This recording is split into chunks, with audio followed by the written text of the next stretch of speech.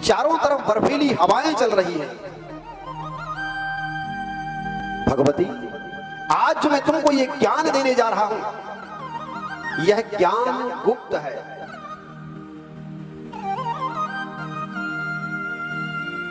गुरु अपने ज्ञान को पात्रता देखता है कि साधक कौन सा पात्र है, उसके अंदर पात्रता लेने की है भी कि नहीं है, ग्रहण करने की शक्ति है भी कि नहीं है। अधिकारी महाराज परीक्षित गुरुजी को खोजने के लिए कहीं गए नहीं है, अपितु उस ज्ञान गंगा के किनारे बैठ गए। और जब बैठे हैं तो अधिकारी शिष्य के लिए गुरु स्वयं चलकर के सुखदेव जी वहां परीक्षित के पास में पहुंच गए। देवी, अपनी दिव्य दृष्टि से निहारो, देखो तो सही आसपास कुछ है तो नहीं।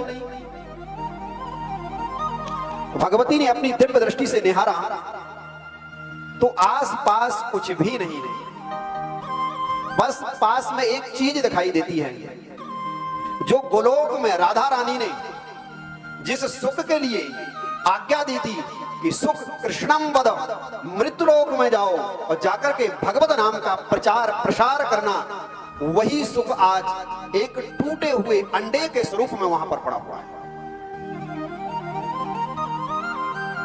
मां जगतजननी ने देखते हुए भी उसे अनदेखा कर दिया है। बोले बाबा, आप मेरे लिए वह ज्ञान दीजिए। वह ज्ञान क्या था? वह ज्ञान श्रीमद् भागवत की कथा थी। और भोले बाबा ध्यान लगाया, वृत्तियों को अंतर्मुखी बनाया और अंतर्मुखी वृत्तियों को बनाते हुए और भोले बाबा ने नेत्र बंद किए हैं और नेत्र बंद करते हुए कथा का प्रवाह कहना प्रारंभ किया है। बोले भगवती, जब मैं कथा कहूंगा तो आप सामने श्रोता के स्वरूप में बैठी हुई हो, तो मेरे को पता कैसे चलेगा कि आप कथा सुन रही हो? बोले बाबा, मैं बीच बीच में हुंकारी भरती जाऊंगी, ओम ओम ओम बोलती जाऊंगी, जिससे आपको पता चलेगा। भगवती को भोले बाबा भागवत की कथा को सुनाते हैं। वो भगवती श्रोता के रूप में ध्यानस्थ होती हैं और भोले बाबा भी ध्यानस्थ होते हैं।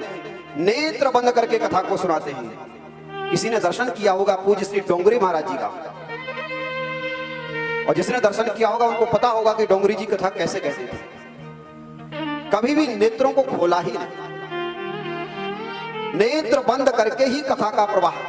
श्रोता एक हो, 1000 हो, 1 लाख हो, कोई मतलब नहीं है। मैं कथा सुना रहा हूं तो अपने कृष्ण को सुना रहा हूं, मैं कथा सुना रहा हूं तो गोविंद को सुना रहा हूं, मैं कथा सुना रहा हूं तो अपने अंतःकरण की शुद्धि के लिए कथा सुना रहा हूं। बाबा गोस्वामी तुलसीदास की रामचरितमानस का जब वर्णन करते हैं तो बोलते हैं, मैं ये कथा जो लिख रहा हूं दूसरे के लिए नहीं है, अपितु स्वांतः सुखाय, अपने अंतःकरण की शुद्धि के लिए, अपने स्वयं के सुख के लिए। पाप का यदि प्रवेश कहीं से होता है तो पाप का प्रवेश सबसे पहले आंख के द्वारा होता है। जो हम देखते हैं वैसा ही असर हमारे मन पर पड़ता है, और जैसा असर हमारे मन पर पड़ता है वैसा ही हम कार्य करते हैं, और जैसा कार्य करते हैं वैसा हमारे लिए परिणाम प्राप्त होता है। संत तो कहते हैं, लाला बिना प्रयोजन के इन आंखों को किसी को मत दो, जहां जरूरत हो वहीं दो। भोले बाबा ध्यानावस्था में समाधित होकर के जब कथा कहते हैं और भगवती ओम ओम ओम, 1 दिन कथा, 2 दिन कथा, 3 दिन कथा, 4थे दिन की कथा जन्म की कथा, 5म दिवस की कथा प्रभु की लीलाओं की कथा, विवाह की कथा,